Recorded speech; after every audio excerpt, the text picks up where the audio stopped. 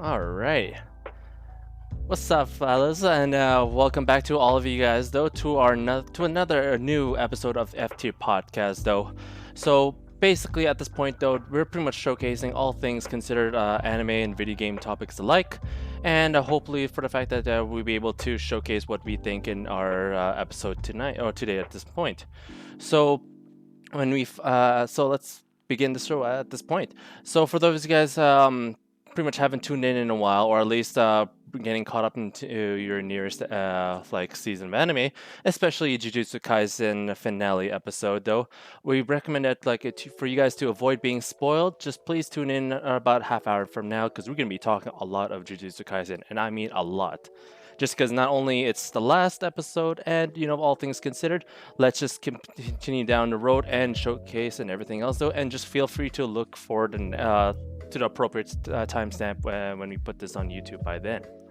To start off the show, as your host, pretty much I go by the name of Kazo, and right now for you guys though, I have full disclosure.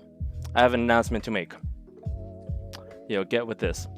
I'm gonna put down like the music just because how real this is right now. Okay. Oh shit. Shit, I know. This is news to me. Oh. Think so. I didn't tell anyone else this, and this is basically I would just want to put this out. So, you know how for those of you guys in attendance, though, I'm pretty much you guys know me as like the fighting game enthusiast. Mm-hmm. Of course. So lately, the fact that I've been at work and then I just been playing on the mobile and everything else, just playing on my phone, all of a sudden I came across this game called League of Legends Wild Rift. Oh. Right? Really? Really. Wow, And tell us I've been more. the fact that I like since the game came out and everything else though, I basically been on that even at work in front of patients sometimes. And like sometimes I have to tell them like this I gotta close this down, and like cover all my Run lanes it down properly. mid, guy. We can't stop now. Exactly. So you know what? The fact that I've been spending enough time, about 10 hours at this point, I'm thinking, you know what? Feel compelled to say that I want to invest a little bit more time and excuse myself from Dragon Ball Fighters at this point. I want to make this as an announcement right now. And I want to, at this point, by this Sunday, for the next stream coming up, you will see me playing League of Legends. Oh, Oh, wow. oh, a new challenger has entered the ring.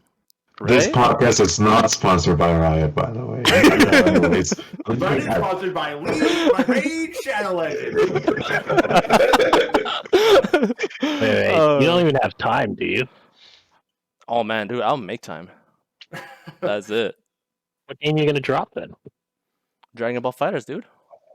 I feel like if I were, since the Wait. fact that I've been reaching Dragon Super Saiyan God at this point, and I'm already close to Super Saiyan Blue, I think I reached the pinnacle. Damn. He'll have lots of There's time no- after we hear from our sponsor, NordVPN. Dude, this man is too good for fighters now. It's like, Friendship with Fighters ended. Now League of Legends is my best friend. Yeah, Dragon Ball Noob. And that's all there is to it, man. That being said, though, let's continue on, though. So for the rest of the guys, though, over here in attendance, though, I'm here pretty much to showcase my crew at this point.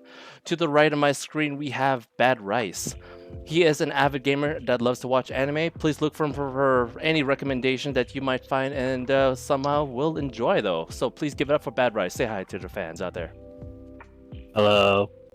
All right. Crisp and clear. He's a man of few Super words. simple. And next, to the right of him, we have under Thicc Churro. He loves watching anime and playing video games such as League of Legends and most recently, Hunt Showdown. So please show some love to the viewers out there. No, I hate anime. Absolutely disgusting. Japanese culture. You guys probably listen to K-pop too. Fucking gross. Playing video games? Excuse me? When you can go outside? Get me out of here. I'm done. No, just turn it off. Of course, happy to be here. I am a huge weeb. And let's have some fun times talking about Jujutsu Kaisen. There you go. And To the right of him, we also have another guest appearance by none other than Reggie at this point. He loves watching anime, particularly Full Metal Alchemist Brotherhood, just like we always say. And not only he's well versed in the fighting games, he also has one of the amazing team of Blue Vegeta, Super Saiyan Vegeta, and Super Saiyan 4 Gogeta. Pretty much in Dragon Ball FighterZ though. If you're looking for a beatdown online, look no further than Reggie. So if anything else though, remember his name. Please say hi. Hey, what's up, guys? And I'm gonna have to correct something there. My main team is Vegeta, so you know I like playing second best. Unfortunately, I got absolutely destroyed last night, but I had fun doing it, right? But hopefully, you know, if you come back to those fighters tournaments, I'll get my revenge there, right? There you go. Of course, man. Of course. That's all there is to it. That's for the love of like the whole FGC. You know, we're pretty much a community of making each other better than we could ever be, and pretty much increase our power level to the max. And finally, we have one of the Calgary's finest MTG streamers, pretty much here, MTG champion of Calgary, and possibly of this whole Alberta and up and beyond. Please give it up for none other than Offbeat Hero. Hello, yes, I'm Offbeat Hero. If I was in Jujutsu Kaisen, I would be dead. But I'll be working today's moderator, guiding us through our array of topics today, and I think we can jump right in because we all know what we're starting with, and it's going to be episode 24 of Jujutsu Kaisen season finale.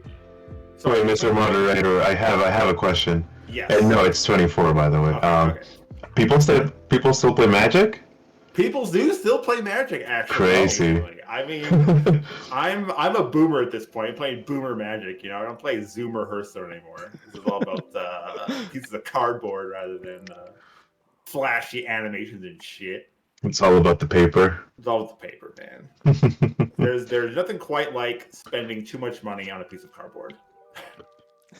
But we're gonna jump right into Jujutsu Kaisen episode 24, the season finale. We have come to a close. I thought it was a pretty well-rounded episode. Had its highs, had a nice what you'd call a falling action, a nice kind of closing thing, and I think it leaves a lot open to the future of the series. But let's get a more in-depth insight from Thicc Churro. What do you think of episode 24? Okay, I just want to preface this one with the little hot take warning. I thought this was better than episode 20. Oh, Wait, what?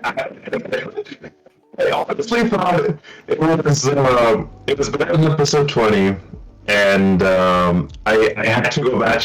Like, this is the first episode that I had to go back and actually watch and write down notes on it because it was just really good. First of all, I love the death paintings. They had a really cool design, and the origins of them. My fucking god, the origin story of those death paintings was fantastic. I think it goes really well to what we know to be established as curses, right? Like, we know it comes from like human negative emotion, and what better way than like literally like impregnating this woman and just killing her babies. Like, that's insane to me. It's so dark, but it's so well fitting. And not only that, but the way they introduced the death paintings was great. I thought it was great. I thought the way they were fighting against them, and the way that they were introduced them as they were fighting against them. It just goes to show that Jujutsu Kaisen does exposition really well, as it has in the past. But like, this episode was everything for me. It had everything that I love about Jujutsu Kaisen, and it worked fantastically. But with that being said, I want to hear you guys' thought on the dates paintings before I move on to the whole episode. Yeah, you know what? Okay, so for the death paintings, one thing I really appreciated about them was the ability to make them almost human. You know, that whole I'll live for you and he'll live for me kind of mentality, so that way, you know, they'd always have something to kind of go back home to. I felt like that was a really good way, especially because we know Yuji's had problems with executing these more humanoid curses, right? He has that empathy in him, and it was great to show that exposition there. And even then, later on, they had that little discussion between like Nobara and Yuji, right? And you kind of got to see like the contrast between the two of them and how they kind of view, having to do their job.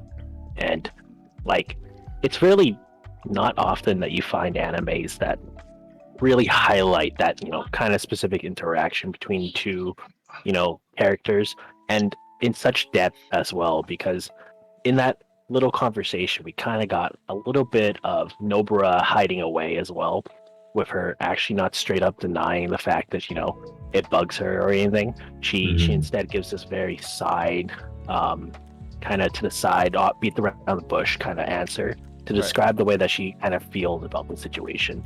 And I think that's something you don't really find a lot in animes, right? It's very direct usually, and we don't really get this very deep exposition into the character that we normally see. But on top of that, to say it's better than episode 20 is... I do have to agree that scene was fantastic. Not only did it show, like you said, the contrast, but yeah, often in anime, it's very black and white, right? It's very, we beat the bad guy, everybody's happy. It's never, we beat the bad guy, but at what cost? And I really love that about this episode. It's that it wasn't afraid to touch on that. Story-wise, it definitely did match it. It definitely not only matched it definitely excelled past what episode 20 had to offer. But in terms of animation, it clearly stood in episode 20's, limelight there, because as we saw, like the actual, studio itself actually selected episode 20 as their animation showcase for YouTube. Wow, yeah. That's amazing. And they even they were kind of highlighting it on like live TV as well, like how great that episode was, and to them they felt like that was their pinnacle episode. Yeah, I definitely felt the same way, that I almost forgot about the exposition just because of how naturally they were able to just like flow into the episode without kind of breaking the tension or the action of what was going on. And how it kind of also brought us back that, like, at its core, Jujutsu Kaisen is a dark show. It's like edgy, but it's also dark. So getting that extra backstory of these dead paintings were from this like horrific thing from like way back when, really does kind of also ground where the roots of the show are.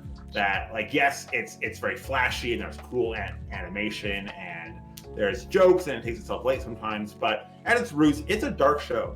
And they definitely kind of took that and then like ran with it the entire episode, where you had the like backstory, and then also the curses were kind of humanized, right? For like caring for one another. They were like brothers. They were living for one another.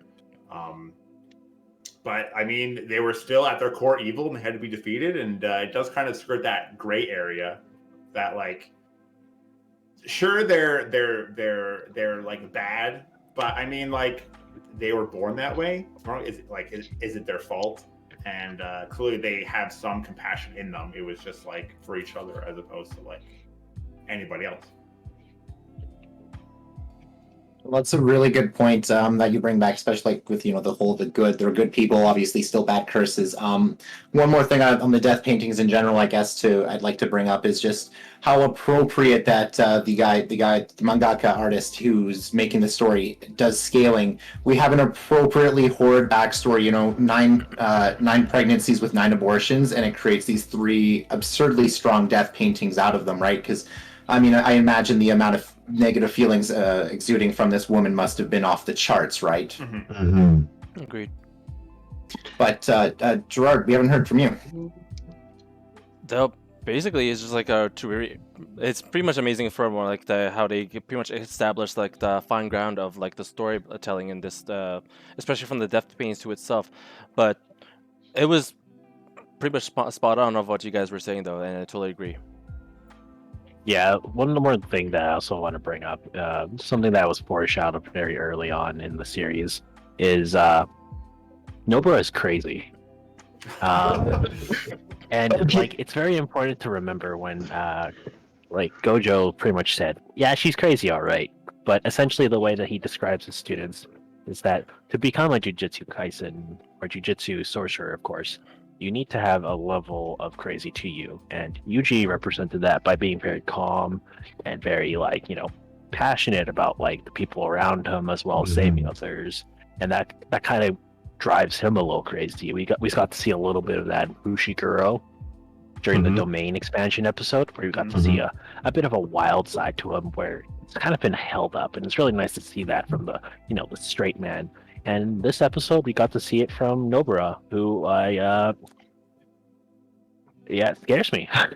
It worked so beautifully this episode, and like Kurosaki was my favorite thing about this episode. Holy shit, that she surprised me, and like we get to see her, at the front instead of the foreground.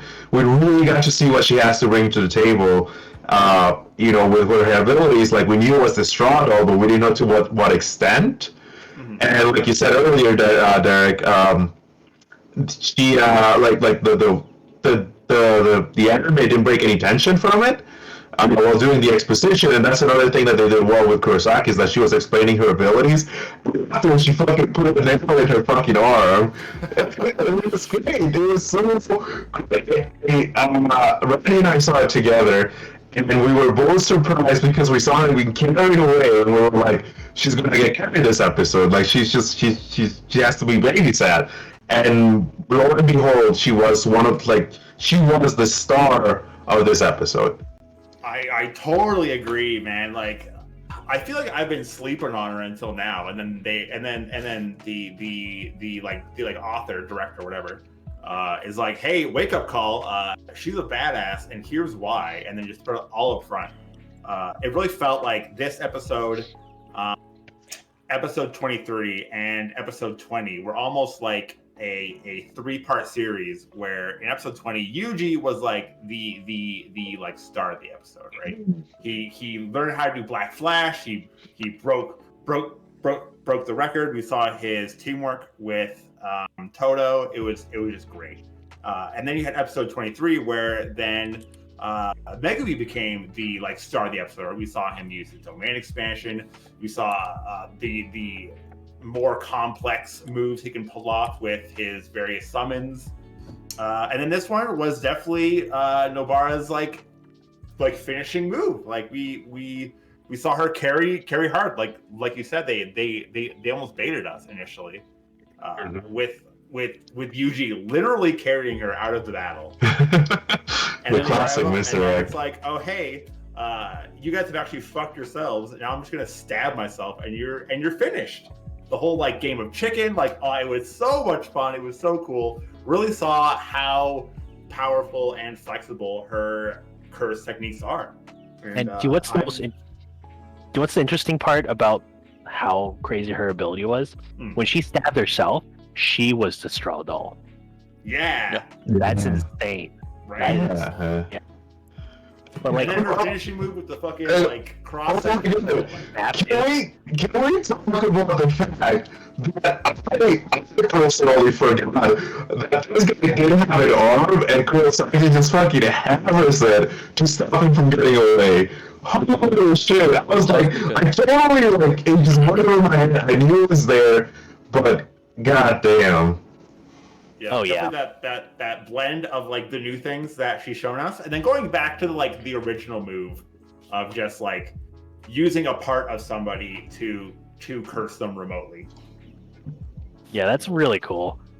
But one thing I also want to kind of just highlight that Jujutsu does well compared to a lot of other animes, and it's a little hard for a talk show cast of like 5 males to talk about, but essentially is female representation in anime that doesn't just leave them like shown underpowered or helpless. Like, I'll give you a good example. Naruto. I was just gonna go talk to you about that. Crunchyroll was recently given the chance to make a compilation video of Sakura's badass moments. I'm not even kidding when I say badass moments, okay? So they had all of Naruto Shippuden. They had all of Boruto. That's something like 800 episodes, right, Gerard? Yep. Pushing, yeah. 800 episodes. they're able to come up with 3 minutes and 54 seconds of content. Sounds about right. Now, like a lot of characters, like when you watch an anime, the damsel, the female, co-character, they tend to be represented as, they're strong or they're, tough, but they're never ever equals to their, male counterparts. As you saw with, Naruto, Sasuke, you look at like Bleach as another example. You look at Boku no Hero. Right. I think what you're trying to say is like it's always told. We're told that they're strong, and we're told that they're important because of the story, but we're never shown, right? Yeah, they're never always quite as strong as like the main character, which is, I guess, not even the like, main many character. like shonen, right? Well, that's not a problem because like Legend of Korra, right? The most powerful character in that show is female. It's Korra. Right. It's okay if it's like a female character and stuff.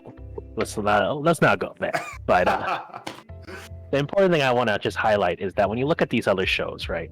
There's always a set of males above the females, right? It's never ever, the females are able to keep up. Hinata is literally just cannon fodder till Naruto gets his fucking super form, and it's really nice to see, like in Jujutsu Kaisen, like the female characters, like everyone is below Gojo, but the female characters are, if not as strong, like you saw with Maki, you saw with Nobara.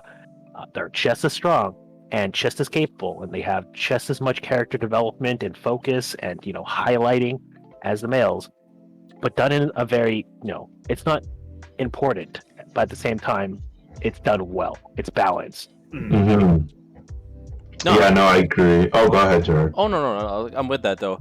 The fact that like even with I would generally say if I had to like do comparisons, but like especially when we're doing like we're talking about the Naruto universe into itself, Team 7 was never really pretty much that ensemble of like the band squad of like Naruto, Sasuke, and Sakura, and then they never really had that sort of like the chemistry that flowed from each episode in between, because if you look back at it, even especially with Naruto, Sasuke was kind of like doing his brooding in the corner, and while Sakura was like pretty much focusing on like, oh, I always want to be next to Sasuke, and Naruto is just basically the carefree guy. But then when you refer back to Jujutsu Kaisen with the team squad of like Megumi and like Nobara and like Yuji, it felt like they already had that sort of like, I feel like they, even though they just met, it felt like they already had that sort of like, he's pretty much it feels like they already been friends for quite some time, and that pretty much brings that sort of like bond much stronger than before, which also grabs my attention too when I say that, like, I respect that they already pretty much got each other's backs and they work upon each other. Taking you from the gifts that you see on top of the screen, you see that they already did, like Yuji and like Nobara already did their Black Flash, right?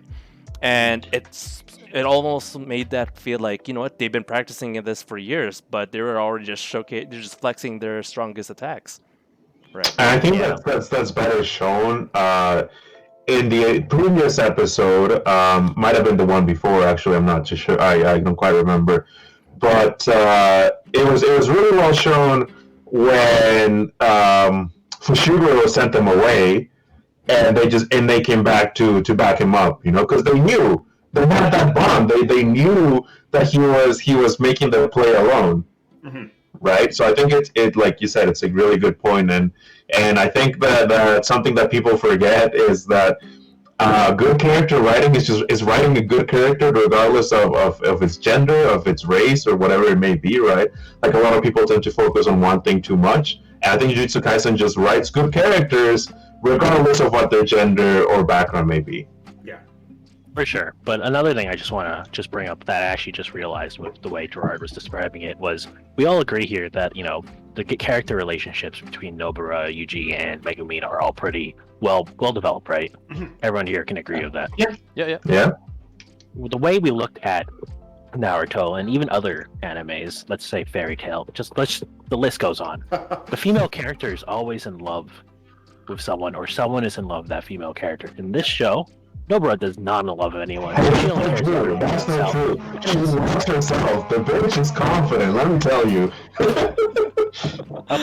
You know what I mean. She loves shopping. That's it. That's all I see. Over other people. Like it's a very, very independent, like strong, well-written female character, and like that's another thing. Like I hate when shows attend to mix in romance. You know, romance Yeah. isn't always key to making a good show, making good character relationships. And Jujutsu Kaisen is one of the best highlights of that. There's no romance in it, and the characters, you just love the way they interact with each other. Yeah, that like is a thing that like until now I haven't really realized. Yeah, there's no dumb romantic subplot in this show.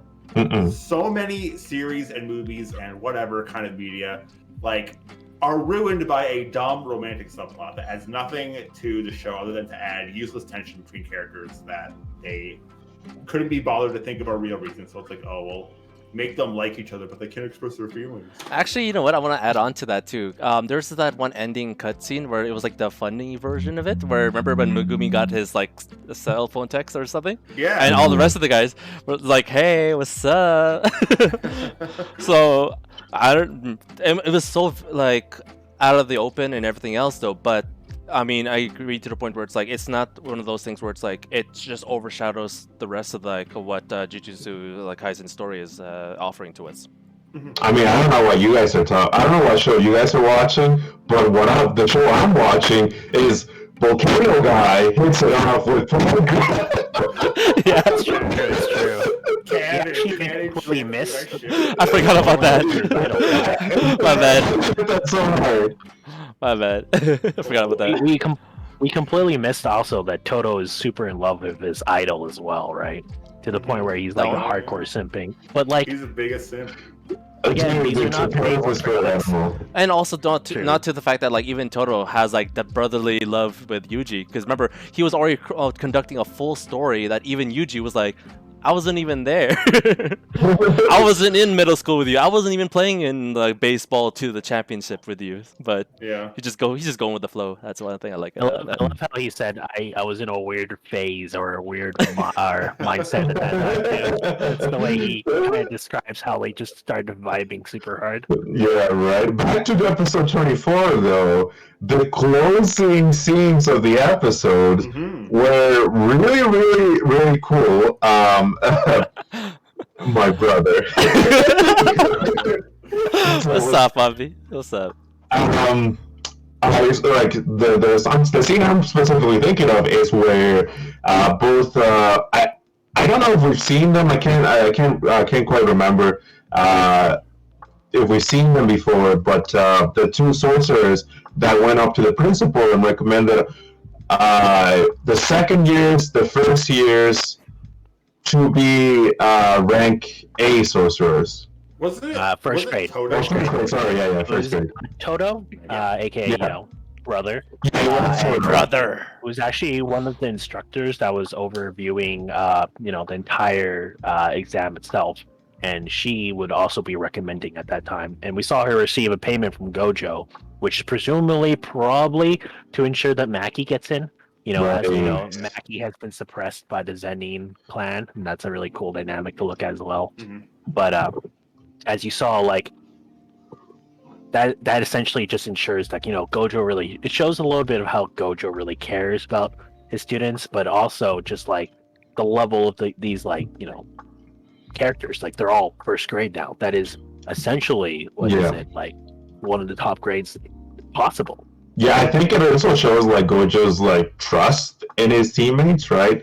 Like, yeah, he can take care of himself, everything himself, sure, but like he's really a good character that's been given godly power, but he's a good example of like a good mentor, really. He really wants to pass down the knowledge. Yeah, it definitely seems like Goto is just one of those characters that is very, very good at like recognizing potential. Mm-hmm. And then he puts them under the like test, and if they make it out, he's like, "Great, let's keep nurturing it." And I mean that's what we've been seeing in small chunks over the entire season, right? He mentored Yuji, mentored Megumi in the flashback. I mean, I don't see him changing, but it is interesting to see his dynamic with some of the other like higher ups, right? We see him paying off the one, Yeah. and then constantly being at odds with the like principal or the the principal. School. Yeah. Yeah, I did like this how this episode ended. How it didn't really leave like cliffhangers for us to be like, what's going to happen next? But it left like open story threads that we can naturally like wait to follow until next season, right? So we're not like, whoa, like is so and so alive? None of that kind of bullshit. It's just like, where are they gonna go now? Like they give us just a like taste of what to expect to give you like maybe one more for next season. Yeah. And just in case you guys were wondering, by the way, really quickly, I just wanted to add, first grade sorcerers, there's still actually 2 tiers above them. There's special grade 1. I don't really know who or what would be in that, but I do know that a special grade sorcerer, the 2 that I can I know for sure is Akotsuku, which is one of the pre-mentioned students for Gojo, and Gojo himself. Yeah. Mm. Oh, so the Thai guy's not an S grade sorcerer. Who is? The critical guy. I can't remember his name. No, he absolutely is a special grade sorcerer. He has that one scene where he's able to recommend someone for first grade, but you can't recommend someone to your station or above, so he has to be special to do that. Sorry, who are we talking about? Overtime. The guy Overtime. During... Kento. He's a grade 1 sorcerer. Oh, really? Oh. Oh, I must have He's had it only wrong. grade 1. Well, Alright. that's because his abilities are limited, right? Like, to my knowledge, like special grade is just like bullshit. And Bullshit grade OP. grade 1 with the cutting in half, like he wasn't able to beat Mahi though, because all he does is chop things in half. But he's really good at it though. Like Oh, no one else hell is chopping good. things in half quite as good as he's chopping. Yeah, them the in man's half, got sushi down to an art. And I mean, not really in half. What he chops them into like 7/3. Or, like, 3/7. So not sorry. quite in half, but almost. Sorry to interrupt you, Randy. So you can go ahead. Oh, God, no. I didn't really have too much to add on, but one thing that I thought that only Kazo over here really picked up on was Nobara's use of Black Flash was absolutely out of left field for me, right? It was, like in the fact that she was able to synchronize on her first use, to use it when Yuji used his for maximum damage output. It's showing a huge amount of growth on the battlefield, and honestly, considering where she was in episode 1 when I was prepared to just not like her character at all, to where she is now, it's unrecognizable. Dude, right? I am on the S word bullet for Kurosaki. But yeah, so episode 24 is now over, which means that the season has come to a close. Actually, I got one more thing to end before we Sure. go to the next one, though. Basically, I just want like the fact that like I love music in terms of like what the Jujutsu Kaisen has pretty much been giving to us, but the fact that during the battle between with Nobara and Yuji, and taking on like pretty much taking out all the curse as much as you can, the whole I guess music shift changed when it started playing like this super heavy metal, pretty much headbanging music, which I did some research into that. It's actually called "Remember" by Cold Rain. If you guys were into it, look it up. And dang, I don't know. Like when I first saw that, I was literally headbanging because I'm like, "Yo, things about to get real." And I don't know. Just want to put it out as like one of the highlights of this episode. And definitely 100% No, totally. approved. Like I was super into that. I had forgotten about it until now, but yeah, looking back, like that was sick. That was Yeah, awesome. man. A lot of animes try to use heavy metal, but they fail to use it properly. A good example would be Vinland Saga, right? Like a lot of times they would just jam in heavy metal in a moment that they thought was intense, but realistically it just felt out of place.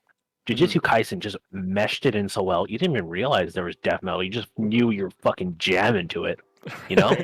And like, of course, the like beats of the fight and the animation lined up to the beats of the song, and I'm just a sucker for that shit. Oh, like, yeah. When like Ayuji's doing his like big like final like hit, the like song hits a climax. I'm like, bruh, this is my shit right here. Holy. Right? And then you compare that to like Vinland Saga, where they're just playing straight metal, during a fight between like a giant dude and like Thorfinn himself, right? Yeah. Like they're slamming it into each other, and it's just metal in the background, and you're like, well, can't hear the background. These guys are beating each other up, pretty cool, right? Yeah. And then you compare it to like Jujutsu, everything is just so well synced. The director of this anime, which by the way, if you didn't know, was actually the person who did God of High School, and we'll have some opinions to share about that in just a bit.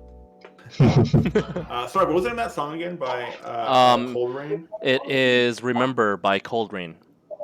Oh. Remember that. Remember that. Remember that. And I mean, for these and for many other reasons, episode 24 is better than episode 20. Just saying. Gotta get that extra jab in there. Just gotta But yeah, so now we will move on now to the season as a whole. It has come to a close. Now it's time to look back, reflect. What did you like? What did you like? And most importantly, above all, what would you rate it out of 10? Because that is always the spiciest takes. People get really tilted when someone rates something even 1 point different, like 1 point lower. It's like, oh, I rated it an 8. It's like, how dare you rate it an 8? I rated it a 9, and I would rate it an explanation right now. Oh, here's a question. Actually, question about that though. Are we doing like full-on rating? What if it was like 8.5? Can we round up, or is it just that? Can we do like the IGN scores where it's like no 0.5s? You gotta commit to a number. Okay. 1 to 10, solid number, no decimals. So what do we think about Jujutsu Kaisen? Kazo. Yeah. Oh shoot. What are your thoughts? Dang, me first. Shoot. All right. Pretty much, I wrote a full paragraph about this, so be prepared. Because I did some because before I'm like, you know what? All right, here you go. Classic out of 10. Here you go. There you go. That's my answer. Let's move on. No, I was thinking about it, and so let me read it off to you guys. All right.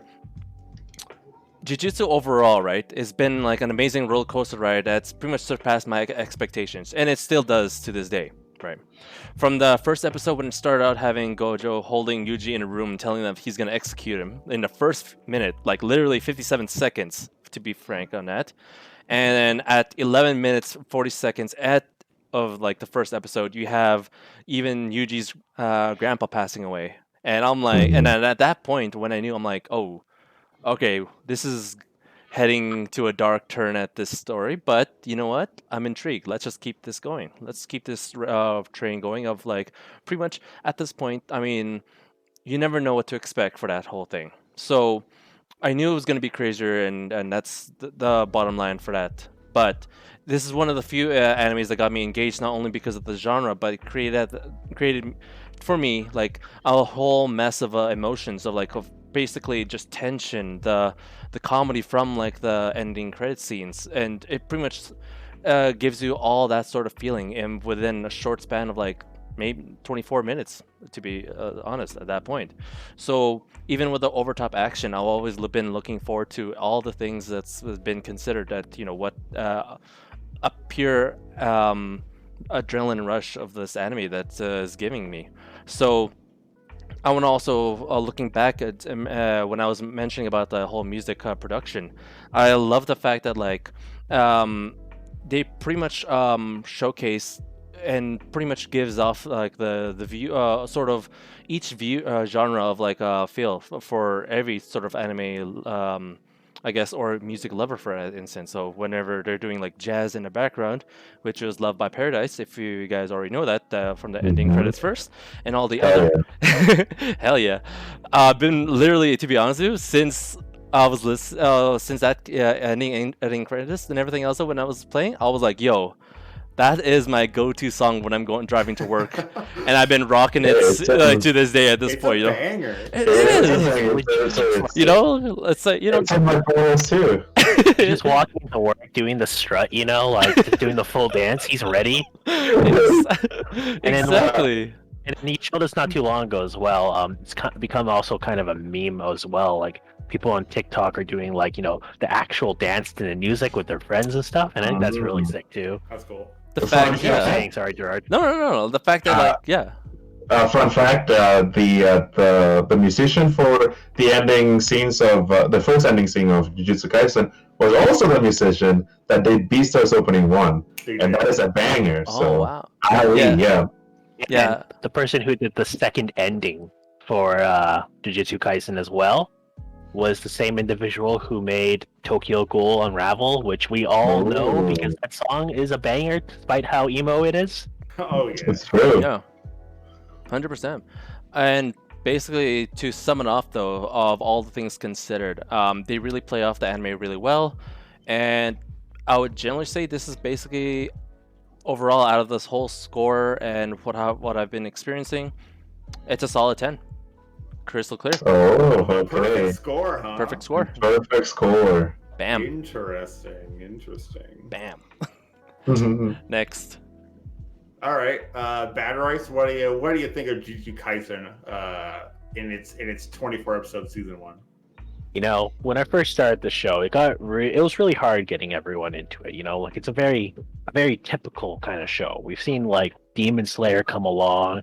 We've seen Bleach, Cursed or Blue Exorcist. Like the general theme and the general kind of attitude of the anime is very common. And as a result, when you're trying to show people it, they're like, "Oh, well, I guess the OP is gonna have like a harem and all this other stuff." Yeah. And it tends to be really hard. But damn, this show, it just kicks. As Gerard was saying, like, it hits you really hard, the emotional impact of losing a loved one at the very beginning, and then just hits you with that you're gonna die. And that general just pacing, it's just so beautifully done within this anime. All the important moments, the critical moments, all the random plot twists, all these like crazy well done fights, it's all directed so well, and the flow is just done amazingly. To me, I looked at this before and I compared it to God of High School, a show that me and Reggie here actually watched together. Not specifically together, but we were giving our opinions of it together, and we really liked the anime originally. The scenes were amazing, explosive, and deep down we were just looking at it and we kept saying like, man, this is great, but what if it had like just a slightly good story to go with it? Like this story kind of sucks. Like, why the fuck are you why is it called God of High School? They're not even in high school. Like everything about it just doesn't make sense. It's like Koreans don't understand how America works or anything. They're like, yeah, high school, that's where they fight, right? And then we look at Jujutsu Kaisen and it's just perfect. It's what a lot of these old anime watchers really wanted. You watch Naruto, you watch Bleach, you watched I wouldn't say One Piece, I didn't really watch it to that, but essentially there's a kind of a feel to it. Like when you first watch these shows, they kind of captured you, they astounded you, they had this very captivating pull into the anime itself, and it was new at the time, but you didn't know it wasn't as good as it could have been. Your nostalgia glasses take over. Your age, your bias kind of takes over, and you kind of just think, well, it's kind of cool, and I'm gonna watch it and all that.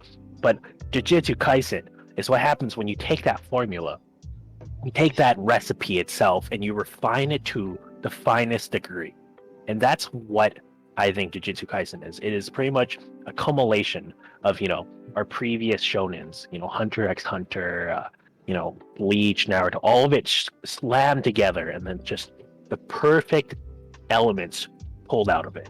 And then they just took romance and said fuck it as well, and it's just beautiful. And overall, like the anime is probably the best animated anime of all time.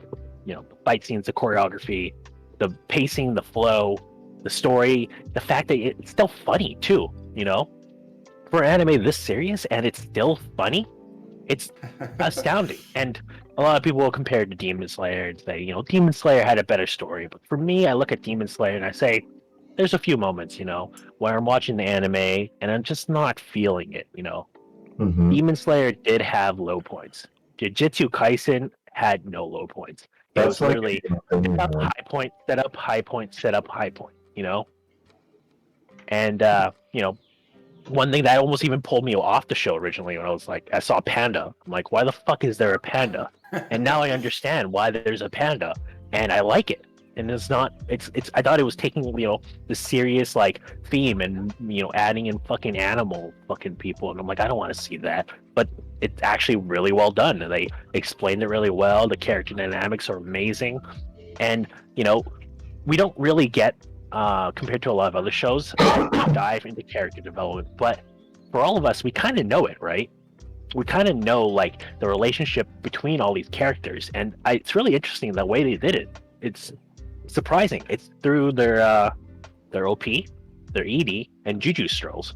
These small little snippets into their lives kind of build up, and you slowly realize that you kind of have like a little bit of a database in your head of how their relationships are, and that kind of builds those small, slow moments up for you. Like, for example, the date for Yuji, the meatballs moment when they're like, oh yeah, this is how you make meatballs, and it was a little recipe, but at the same time you saw like that little bit of remorse that Megumin shared with Nobara, the legacy of Yuji. So it hit you in a way that you didn't quite expect, and to me, like, it may not be a full 10 out of 10 in terms of story, but it makes up for it in animation, flow, style, comedy, and overall art style. And for me, it's a 10 out of 10, just because of that. That's what's up. Damn. Okay. 2 10 in a row. How's Thicc Churro gonna follow this up? Are you gonna be the first to break the streak? Okay. Well, I'm gonna disagree a little bit here with Bad Rise. Just a little bit. I think actually, Jujutsu Kaisen had a really well-pieced story. Like, you might say it's not the greatest story, but there are no afterthoughts in Jujutsu Kaisen, first and foremost. There's no, like, why is there a panda talking? It's like, man, fuck, I don't know. It's like, no, he's a cursed doll, like he was saying, like, the way they explained it is really well. And I think Jujutsu Kaisen had fantastic storytelling, and more than anything, their exposition is one of the strongest I've seen in an anime, in recent memory. Honestly, let me take you guys back to the memory lane, to episode 1, where they were explaining the curses as they were fighting them. Like, that's how good the exposition was. The flow of the show is fantastic. Like Kevin was saying. But the exposition of the show is even better. I think the exposition really shined through for me in this anime because I didn't notice it. I didn't notice it for a very long time because everything was explained so well. Everything was just so free-flowing. Again, in episode 1, where, like Gerard was saying, where Gojo had Yuji tied up and telling him he was going to be executed.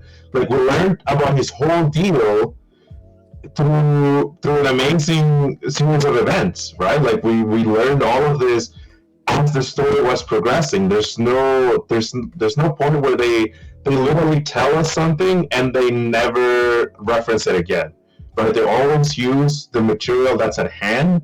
And like I said, there's no afterthoughts. There's no, and it's always very logical, and there's always a good explanation for the abilities that these characters have. Another reason why I think the story is great is the characters. The characters are fantastic in this show. They're fleshed out. All of the characters have one thing that separates them. All of these characters have different goals. Like, each character has their own desire, which makes them feel very, very real, right? It makes them feel very fleshed out. Each character fights for one reason or another, right? Whether it be for the family's bloodline, to take over the family bloodline, to save whoever they can, whatever the reason may be. Every character has a reason. Every character has a motivation to be there, rather than they're all very active characters. There's no particular character I can say, well, that's a reactive character, and that's what makes the show so good. The characters are so alive, including the villains, right? Even the villains have different goals. And I think that's fantastic, especially shown here with the dead paintings. Is like, why are we aligning with the curses? Because it's more convenient for us. It helps us reach our goals, and great characters. sorry, I lost my train of thought. The great storytelling and great exposition. Jujutsu Kaisen did a fantastic job at you keeping the action up, but also telling a story overall. And I think the combination of that before this last episode was with the way they introduced what was his name? God, I can't remember his name now. The episode 13 guy, Juji's friend. I can honestly cannot remember. Junpei. Yeah, I think Junpei was introduced really great. His relationship was built really well. Very it was flowed really well. It was very organic. It was just so well done, and you felt the connection, and you really did feel the heartbreak that Gigi felt.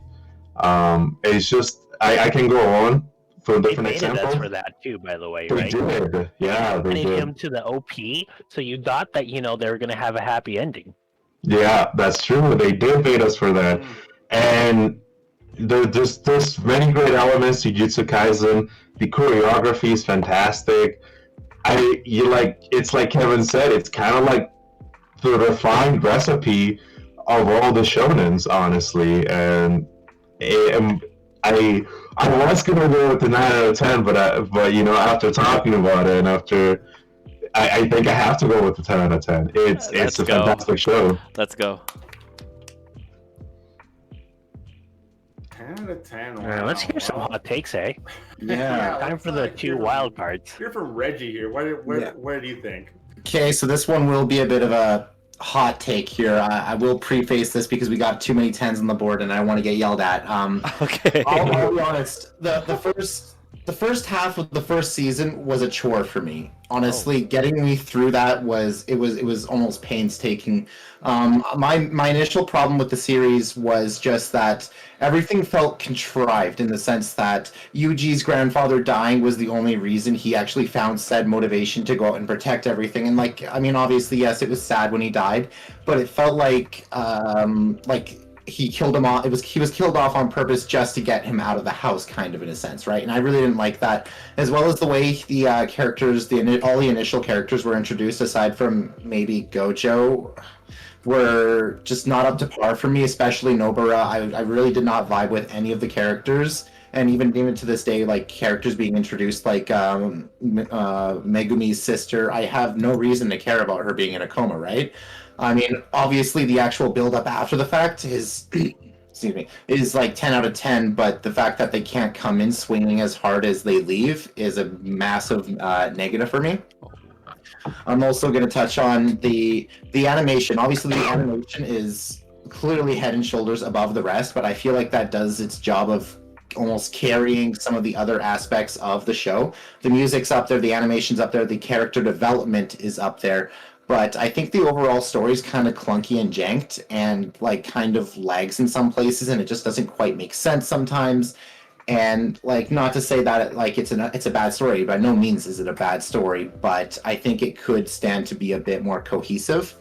One thing I will say they did really well is kind of like the mantra they were working towards is that it's not like your flat typical shonen My Hero, Naruto, even Bleach and all that stuff, right? It's like it's a morally gray anime. What I really appreciate about it, because there's no clean-cut heroes or villains. Depending on how you look at it, you could easily see characters like Megumi or even Todo as villains or humans or heroes, just depending on how you look at it, right? And it kind of gives off the image that humanity can be a scourge, as is depicted by I don't remember the name of the curse, but the giant tree curse, right? Killing off the humans that are destroying the land that they're plaguing, right?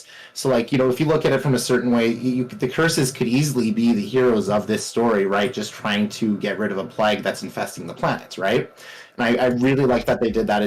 There's no real right or wrong answer given to you. It's all up to your own personal interpretation. Overall, though, I think if I had to give this anime a rating, I would go with 8.5. No half. No half. Go higher. Go lower. Give us a spice. I'll be honest, it's okay. It's good, but I it's a very weak 9. Then if it's going to be a 9, it's a very weak 9, but a strong 8. How does it compare to some of your 10s? Let's say, example, Steins Gate. Steins Gate. Okay, well, Steins Gate obviously is a master class, right? But would you not agree that Steins Gate did have a bit of a slow start? No, absolutely, it did have a bit of a slow start, but the way it presented itself in being a total slice of life was like I was on board for what I was experiencing, right? And then around not going to spoil too much, but around 12 or 13, whenever that thing is when it hits the peak of the roller coaster and it goes straight downhill. It's like I wasn't even ready for that ride. I wasn't strapped in properly and I got thrown back into my seat. And I mean, I remember I actually finished from episode 12 through to 24. I finished it in one sitting, actually. That's true. Yeah, we couldn't put it down. It was amazing. I got some hot takes for that, but we'll continue that for another time. Oh, when you compare that though, so it did have a weak start. Similarly, well, we all know here that Steins Gate is appreciated by most of us, right? Because we do see like the beginning of Steins Gate. It really does. You see all the parts being built up properly, right? Right. And we look at Jujutsu Kaisen, and they did do not quite the same amount. And I agree with you to a degree that the story is a little clunky because we don't really see where the motivation comes up from Yuji, right?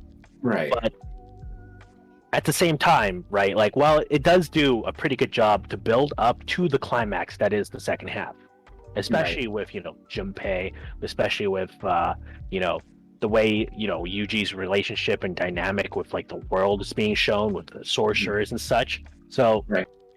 Does that, when you consider that, does that change your mind as whether it's a weak 9 or does it hit a 9 at that point or even go lower?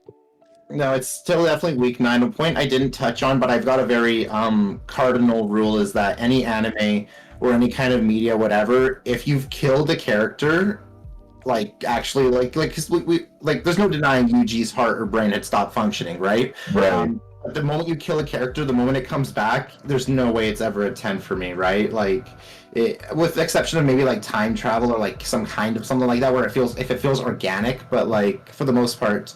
Yeah, that was just a big negative for me, killing off Yuji just to bring him back, I mourned his loss, and then he came back, and it's like, well, I mean, what happened to all that emotion I had for him? I just tossed it away already, right? Yeah. Okay, fair.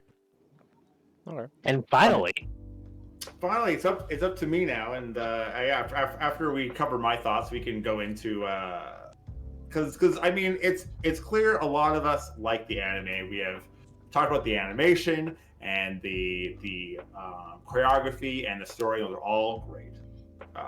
So I think it really does come down to the few negatives about the show that seem to cause a bit of a divide. And I do actually have a lot of the same feelings that Reggie does about generally the first half up to the end of the like Junpei arc, we'll call it. The story did feel a bit clunky to me. I remember specifically a point that really stood out for me was Junpei's mom dying, and then him going to the school and going on like his like a rampage. That felt so rushed and abrupt. It definitely felt like the show was trying to build up a like relationship between Yuji and Junpei to then like eventually have something to have something bad happen. So it felt really premature and kind of abrupt to me. And not in like a good way that was like shock value, like, whoa, I didn't expect that. It was more like I felt like I missed an episode because all of a sudden he's bad, he's going to school, he's gonna kill these people for whatever reason. And that clunkiness just kind of echoed in a couple other parts in the first part of the series. Like maybe I'm misremembering some things. I'm not gonna pretend that I have the entire show memorized, but like Yuji's initial friends, those like 2 friends he had in that curse club, what happened to them? Did they ever like discard them? Like, I know that they were like injured. They didn't die, right? They didn't survive. They did survive, like, yes. What happened to them? They just kind of discard them. I get that Yuji is now part of this like Curse Academy world and it's a different place, but I mean, those were her best friend, or those were his best friends, and some of the big motivation in that first episode to even eat the finger in the first place was like. Were they? Yeah. No, they weren't. He even like pretty much said like, this is just a club. Like I just used the club as a way to like get out and go take care of my grandpa. Like his main focus was his grandpa the entire time. He was always skipping class to go take care of his grandpa. He never hung out with these fucking losers. Like every day he was always visiting like the grandpa, at the hospital. Yeah, and yeah, the grandpa dying felt a bit cliche to me. It's like, oh, here's the classic motivation of like the family were dying, and that's motivation. It was like right away. So I mean, they in the first episode they tried to make us care about that relationship, but I mean, it just wasn't there because it happened like right away. Maybe if down the line he died and that triggered something, then I could have felt more about it. But of course, the show did pick up quite a bit after that, after they kind of like established everything. But yeah, after that, masterpiece, super great, super good. But overall, I'm giving this a very strong 8 out of 10 for me. It doesn't quite hit the 9 or 10 threshold. 10 is like a perfect anime for me, like no flaws. Yeah. Obviously, Juju had some flaws to it. If anybody knows how I've rated some anime in the past, I'm definitely a hard critic on some. And then yeah, there's just some sort of unknown element when it comes to rating an anime a 9 for me that really kind of just gets me. And while the show was very good, it didn't elicit that moment for me. There wasn't some moment where I was like, wow, this is amazing. Like this is like holy shit. Where like afterwards, I'm still thinking about it all day, and I'm like, I want to watch it again. While it's very good, there was no episode where I'm like, I'm going back and I'm watching it again. But that's my take. It's a very strong, very high end of the 8s, but it is an 8 for me. And my Animalist kind of agrees. We see it actually being rated an 8.78, which is a very high score for an anime on my Animalist.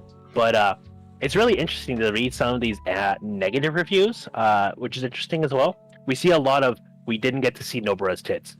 We see What? a lot of, not fan service, or where's the romance? That's actually a very, pretty frequent complaint. You know that anime you would my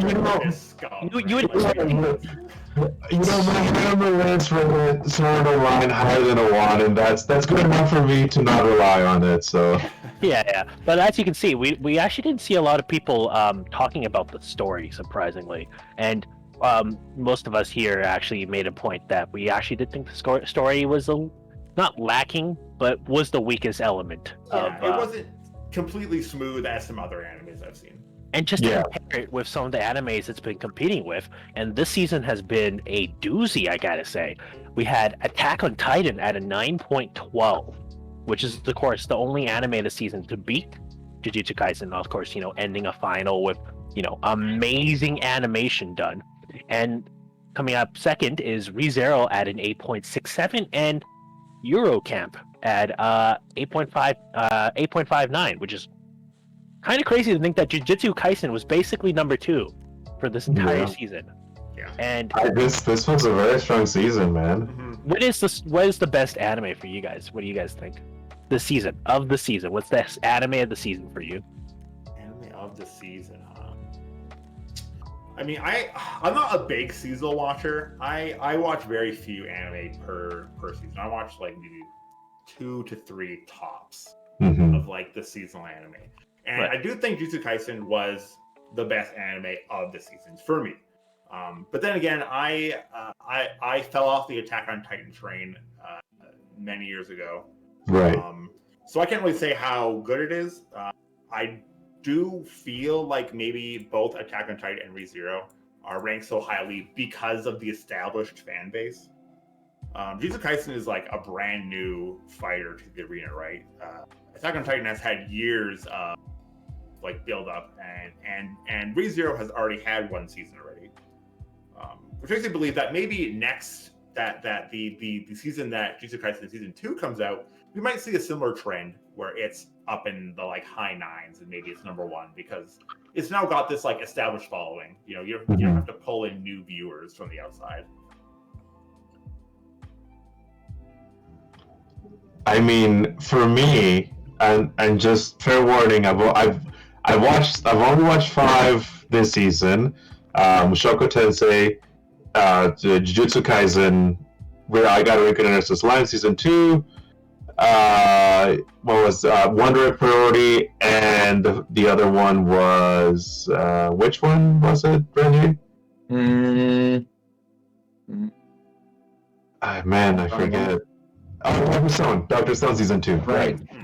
Dr. Stone. So the really throughout on I have Attack on Titan and Beastar season 2. I have not watched those. Those are the 2 shows that I've been waiting to finish so I can binge them. That being said, though, for this season, the anime that I enjoy watching the most and that surprised me the most was I Got Reincarnated as a Slime season 2. Holy shit! If you haven't watched it, do so. It does a complete turnaround and for the best. Like this show. Like it pulled me in, and then it just gripped its claws on me this season. Fantastic. I will say that I got Reincarnated as a Slime, highly recommended. Second though, Wonder Egg Priority. Wonder Egg has also impressed me a lot. I've been very happy with it. I'm looking forward to where it goes because it doesn't seem like it's finished to me. There's one more episode. One more episode. All right, sweet. This last episode, because a lot of this season anime are wrapping up, so I wasn't sure if there was going to be one more for Wonder Egg or not. There's one more episode on June 30th. June 30th. That's so exact. long. To be exact. Yeah. What about you? What's your number 1 pick of anime this season? What about who? Kazo. Oh, sorry, I didn't catch that last part. Oof. Was it Jujutsu Kaisen? Actually, no. To be honest, Ooh. not this time though. I mean, I finished Doctor Stone. I mean, it was alright. You know, I finished Promise, Neverland, and that wasn't too bad either. Not gonna lie. And then just like what the Thicc Churro said, I did went to pretty much watch Reincarnated as a Slime. That was pretty hype. Like, that actually got me hyped to the point where it's like, okay. He said though, it's literally a grapple hook that like takes you places. But also, last but not least, I also finished Jobless Reincarnation. Like at that point, it was lackluster as best. Like, started strong, ended weak. But the one that actually pretty much got me hooked and my girlfriend was actually Attack on Titan, even though it's still not yet finished yet. But the first half of it was jaw-droppingly, like, surreal, I would say. So Attack on Titan. Yeah. It's a 10, right? For you? She's the one who was actually, like, my girlfriend is the one who's like, yo, are we watching it now already? I was like, what is it? I'm like, yeah, oh man, she pretty much went all out on, like, Attack on Titan at this point. So I'm just looking out for the next one. And unfortunately, when I did research when the next one is, winter of 2022. So I might as well look for other options. But yeah, that's my pick. Now, Reggie, what about you? I know you have a specific pick. Yeah, I've got a very specific pick, and I've been very vocal about this. Potentially up until the last week, I was very debating between Attack on Titan, the final season. You know, that anime has aged like a really nice wine. I can't stomach the first season, and I'll never watch it again. But final season, oh my god! If you have not seen it, I'm going to heavily recommend you do see it.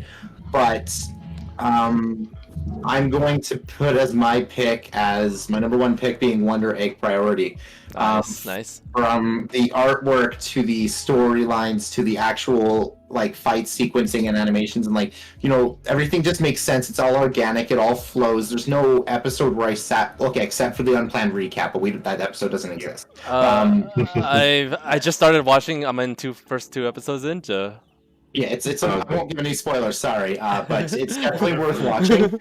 Not a single moment where I was like, you know, when you're sitting in a movie theater and you suddenly realize you're sitting there watching a movie and you're bored.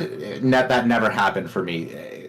it just hit all of the right notes, and I'm just counting down the days until June 30th at this point. Nice. I mean, the themes of that show were fantastically grim, you know? Absolutely. Yeah. And actually interesting about that was I knew the show was really good. All the way up to like episode 7, 8-ish, around that area. And I wasn't actually like super into the show. And I couldn't understand why I didn't like it.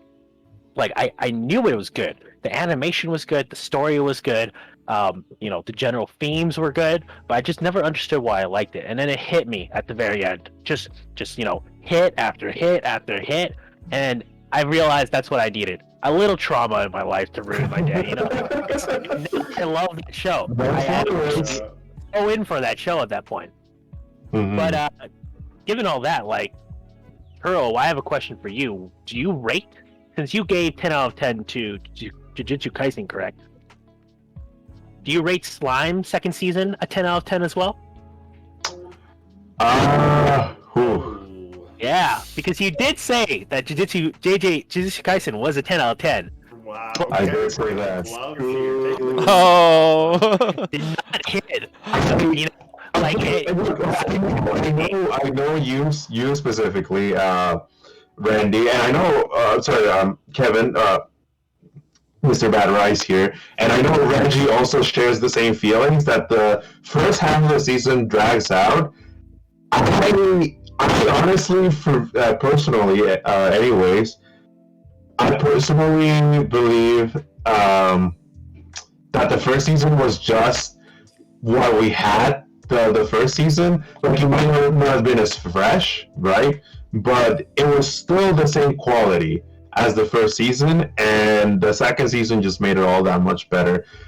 So you know what? Yeah, it was a 10. Honestly, like that season really switched my view on the show entirely.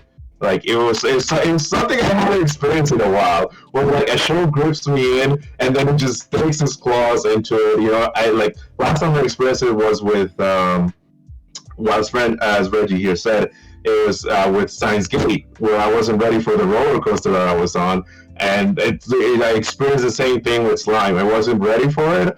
I was not signed up for this, and I'm happy I was on it. Yeah, Fair, it's like fair. I really fell off the ride with like Slime at the end of it. The first half of Slime season 1, like, I was in it. I was like, this show is cool. Like, I'm here for it.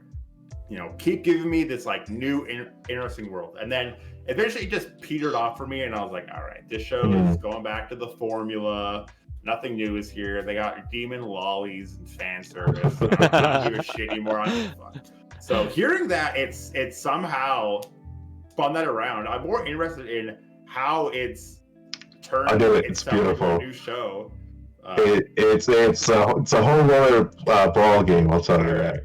I mean, now I'm willing to give it a second chance, because I had totally been like, you know what, screw Slime. I'm done. It was fun while it lasted, whatever. But now you make me think I got to go back and I got to binge another show quick. I'm a huge sucker for world building, so if a show does world building well, I watch it no matter what.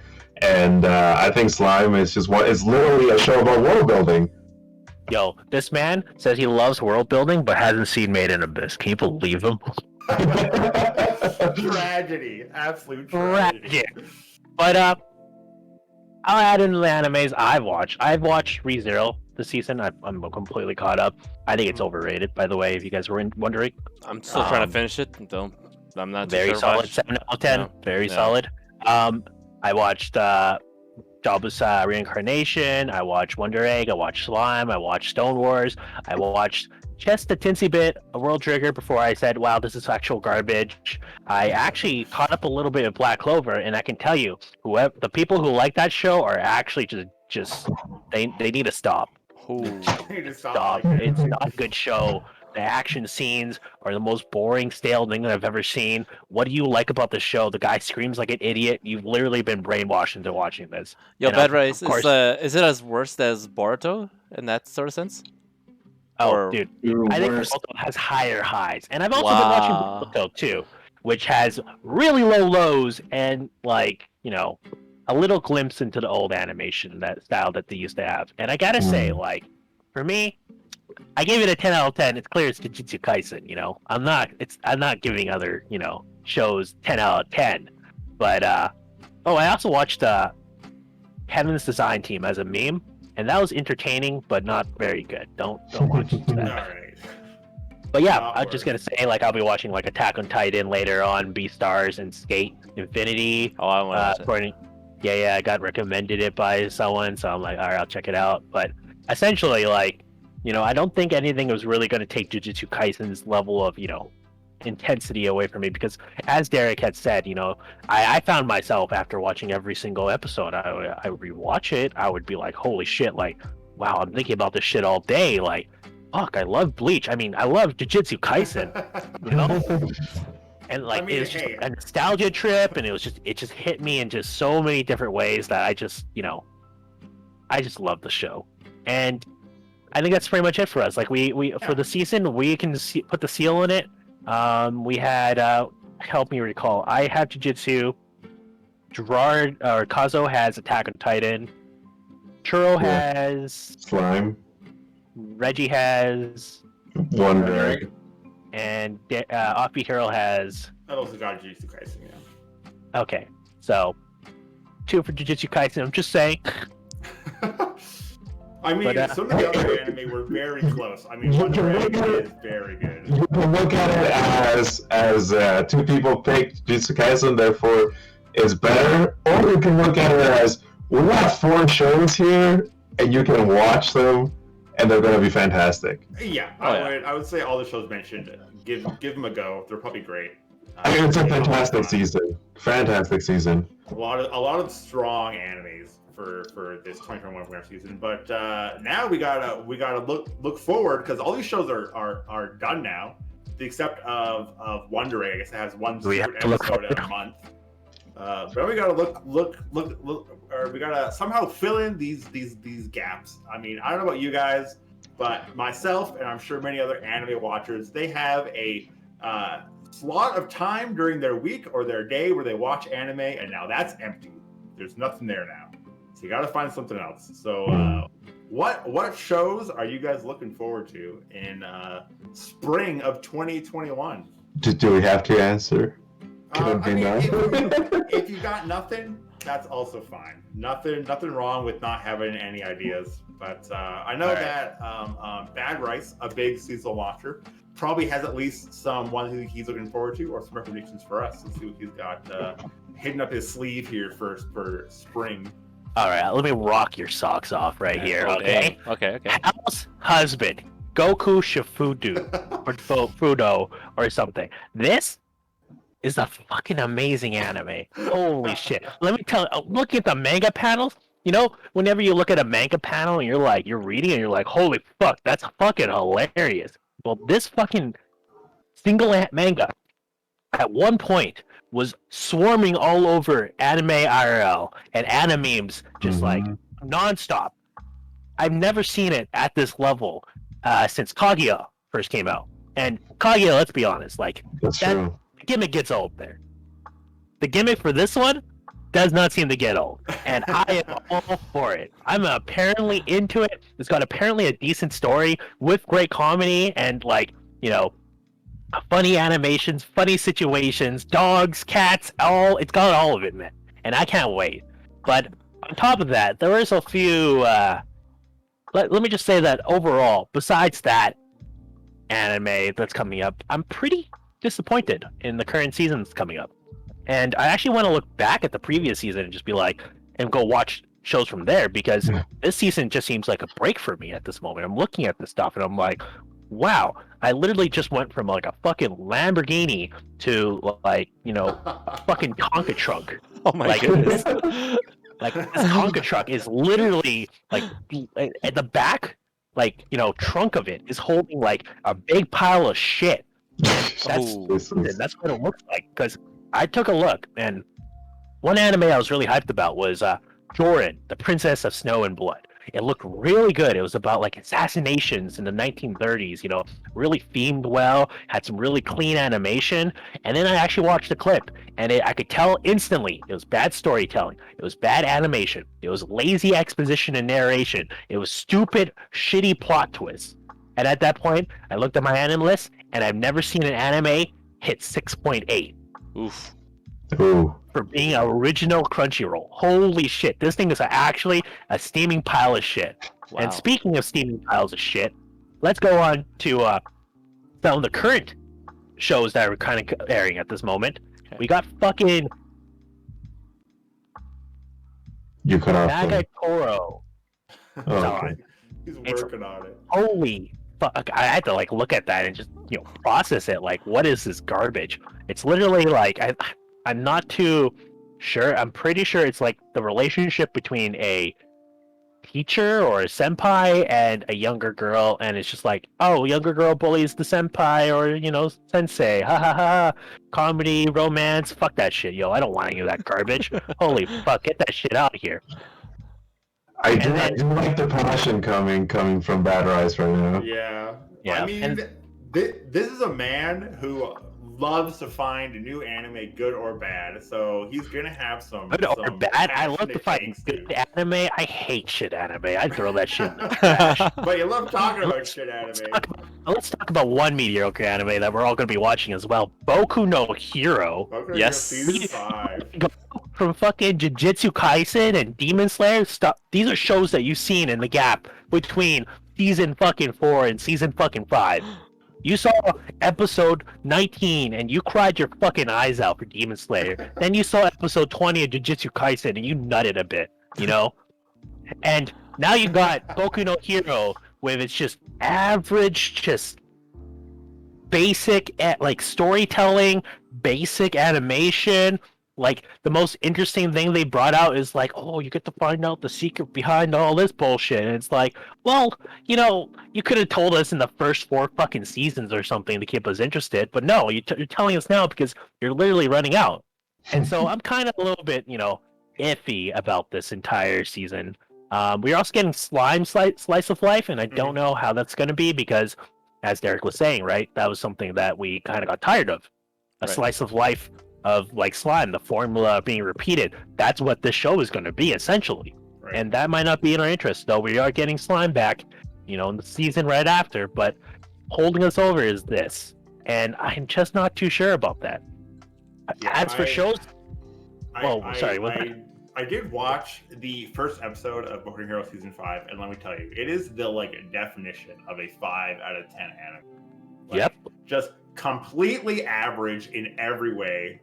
Like, there's, it's like, it's not bad, but it's also not good. Like, if it was a spice, it would be flour. It's just the fact that, to add on to that, it was basically a recap of all the It things. really was. Yeah, it Like, was. if It was anything, like, if super you bad haven't episode. missed out on it, it could pretty much be shaped into a first season of something else entirely.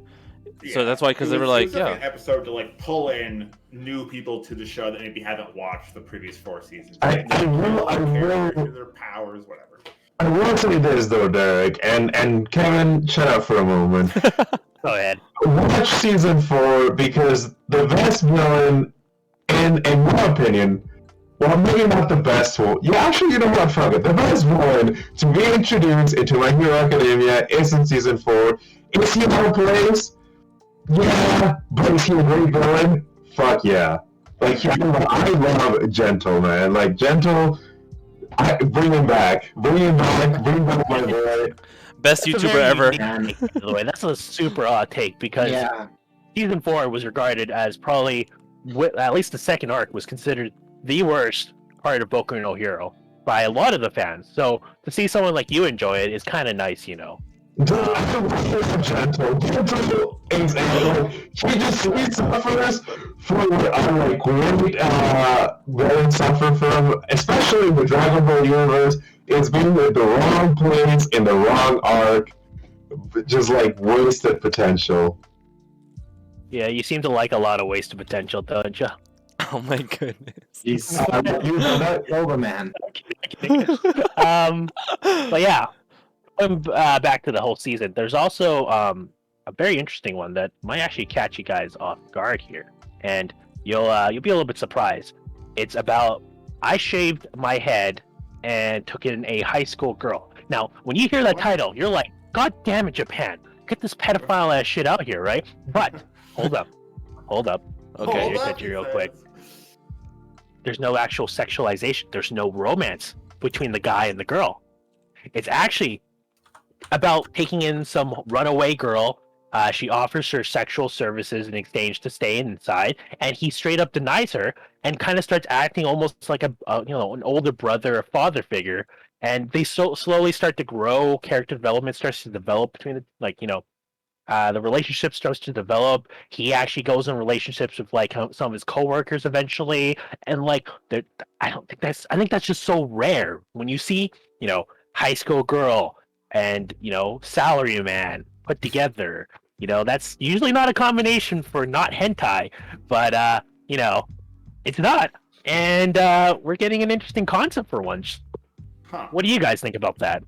That's actually pretty unique because of the fact that for the majority of especially animes like Rent a Girlfriend, they always have that sort of stigma of what Japan is pretty much like. Oh, okay, this is what Japan is and all there is to it. But this is like a fresh take that, hell, they could just span on a totally different subcategory of slice of life and amongst other things, and while creating a fully fleshed out story arc when they could just be super serious about it, or at least for that matter, something relatable. I would like to see something paced really comfortably. If you've ever seen Bunny Girl Senpai, Yes. something like that almost with this dynamic would be really interesting to see. See, I mean, from that synopsis, gonna be honest, but yeah, I have not been what yanked about- into this. It's just True. I'm gonna need more than just bald dude and girl don't fuck. That's not really a plot hook to me. So maybe I'll check it out. Yeah. Probably not. But Right. I know it may not be big to anybody here, but I know some people are very into Fruits Basket, and the final season of that is coming out this season. Okay. That's Which, right. if you guys aren't familiar with Yep. with Fruits Basket, it is like the shoujo to end all shoujos. It's got all the tropes. It's got all the shoujo It's the bubbles. Final boss It's- for sure. It is Go the out. final boss of shoujos. It is a girl romance with the reverse harem, the whole deal. And apparently it's getting pretty hyped up. This is it. This is they're wrapping it up. Things are coming to a huge climax. There's secrets coming out. Wow. All this drama, all that classic shoujo shit. I'm sure someone will confess to somebody else. I mean, Wow. Okay. it's probably going to be nutty. That'd be pretty cool. I mean, if that's the case, though, even for me, though, I'm compared to all the rest of even especially from the list what Bad Rice was mentioning and the Fruits basket that Offbeat Heroes mentioned as well. The only thing I was actually looking forward, aside from just trying to pretty much going on a tour guide experience from Boku no Hero, I'm actually looking forward to Megalobox. I'm not gonna lie. Have you seen Megalobox? Yes. Me? What? Who Me? first has seen season? Megalobox? I was actually gonna catch up with it because the second season looks very interesting. Yeah. Have Reggie or Not Hero seen it? I have. I'm a big fan of Megalobox. I thought it was a great anime. I'm very curious as to what the Yeah, second season will Fabi, look like, because I mean, it felt pretty close to me. The ending was Story-wise, definitely wasn't the best ending, but no, it was okay. yeah. Yeah. But it'll be interesting to see what they can bring up, especially now that it drew a bit of attention, right? And maybe that might have increased the budget a bit, allowed it to maybe grow possibly as an anime. Yeah. What about you, Reggie? Honestly, today's the first day I've ever heard of Megalobox. Oh, you're in for a Yeah, treat, man. It's fun.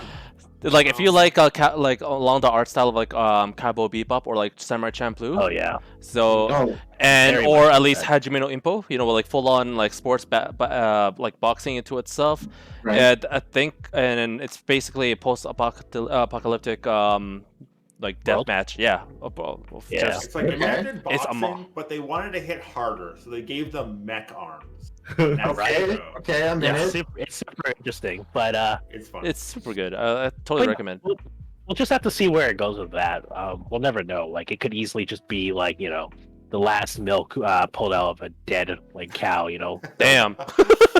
Like, Okay. we'll never know unless we actually see it. If it gets a good budget, it could be something. Now we all did talk about Beastars, right? Everyone here has seen at least a little bit of Beastars or has heard of it. Nope. No spoilers like- for season 2. All I know is that Zero it has a really spoilers. good good OP track. That's it. Hell It's a yeah. good- That's it. Anything beyond that, all I know is like Sonic Fox is in there. I don't know. Who knows? But yeah, like It's all- a bit more representation here. And another anime that actually popped up that has been catching attention, but more or less is being related to BNA. Have you ever heard of that anime? I have not watched it, but it's like a very furry anime. Okay. Odd Taxi, which is like the story of like a taxi driver in this furry world who slowly starts to learn about a weird storyline. Yeah, Huh. it's just Huh. might be interesting, might not be interesting, but it's animated pretty well. And I mean, in all fairness, we did preemptively judge Beastars up We until the ratings were super high, and then we got to watch it, and it was really good story. Yeah. Definitely So- a show that at first glance you think like, bruh, I'm not into this furry shit. But then you watch it and you're like, hey, maybe I am into this. Yeah. Maybe I am. into this. Maybe I want a wolf and a rabbit to have sex, and maybe that's okay. Oh my goodness. One show this season where I can't confidently say that I'm looking forward to it, but I am gonna check it out. Is The World Ends With You, the animation. I don't know if you guys have ever played the game. I have, yeah. No. Awesome game. It's a game to anime adaptation. It was on the Nintendo DS. It's called The World Ends With You. Super unique art style, super cool story, and I've just learned they're making an animation for it, and it's probably going to be terrible, like they always do. But god damn, I can watch the shit out of that. Holy. If Persona 5 taught me anything, is that I should never watch a game to anime adaptation. Was it that bad? Oh my Was it that bad though?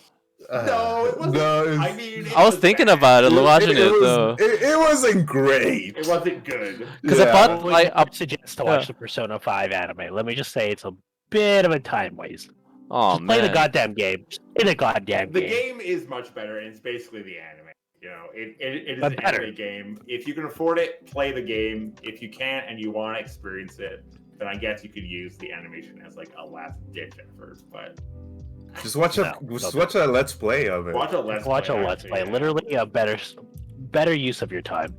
Watch a speed run maybe. Yes, Here as well. Mila, Just wanna say real Shaman quick. King. Shaman King remake. I will be checking that out. I haven't seen the original anime, but I am interested in the remake. So I saw the original. Has anyone here else besides me seen the original? Of sorry? No. Shaman King. Yeah. I was oh, alive back at when it like came out. YTV days, yeah, man. All that stuff. About Fiero, what? Did you? I was alive when it came out. Does that count? All right. Well, I've heard of it. I've seen it. I don't think the story is that great. I think the action scenes could be really cool, but it was basically to me JoJo before JoJo was JoJo. At least the first few seasons in comparison, and Yo, like to JoJo, me, yeah, I don't think it's gonna hit. That I mean, if it's like JoJo, I'm out. Dang. it's not like JoJo, like part 3 and after, but like JoJo part 1 and 2. But I want to say real quick, like most of us here are like shonen watchers, right? We like dark, grim stories and like either like exciting hero upcomings, but none of us are into romance animes except for one of us. And I want to ask about your opinion on decent romance animes because last season we saw Horimiya, a manga that's been considered top 13 in the world, Wow. actually be adapted to an anime, which is really cool. Interesting. You make really good points there. Actually, I mean, Horimiya is the long anticipated one. I mean, even if you look at the manga section for my anime list, it's easily in like the top 5 of all manga, really. So I mean, it's a long anticipated one, and I mean, it's just finished its serialization about 2 weeks ago. So I mean, it's finally got its story completed, so I'm actually very excited to start reading the manga and just figure out how that one ends. I've been waiting for about a few months now just for that to end, so I didn't have to, get to the end where they're still working on it and just wait week by week for chapters, right? Did you watch the anime? No, I'm not going to be watching the anime. I'm just going to be going straight to the manga for that reason. I usually find the source material is almost always better than the actual anime, right? I mean, it's not true all the time, but for the most part. But in general, romance anime can be very hit or miss, right? I find especially with the ending is very, very important. Yeah. It easily separates good or even decent anime from the dumpster fire animes, right? I've been on a bit of a binge, and I tried a couple of them, like White Album was an example, and honestly, I just came out feeling like I wasted more time than anything on some of these. One of the animes that I'm actually trying to get Reggie to watch is Real Life, because when he saw it, there was no ending, but the ending's so good. I actually did like Real Life. Yeah, I've seen it. I did like it. Yeah. I've seen it, okay? I've seen it. I saw it before the OVAs came out, and before the OVAs came out, yeah, okay, the anime was awful because of the ending, and I've tried watching it again, but I can't sit through that same story twice. I'll be honest. Can't do it again, huh? No, There you go. not again. It's very unfortunate. And then rest of the season's kind of meh. You got like How Not to Summon Demon Lord harem anime, if you've ever heard of it. Not so interested. They got this weird another isekai, 300 years of this girl killing his slimes, and she ended up becoming OP. Not too great.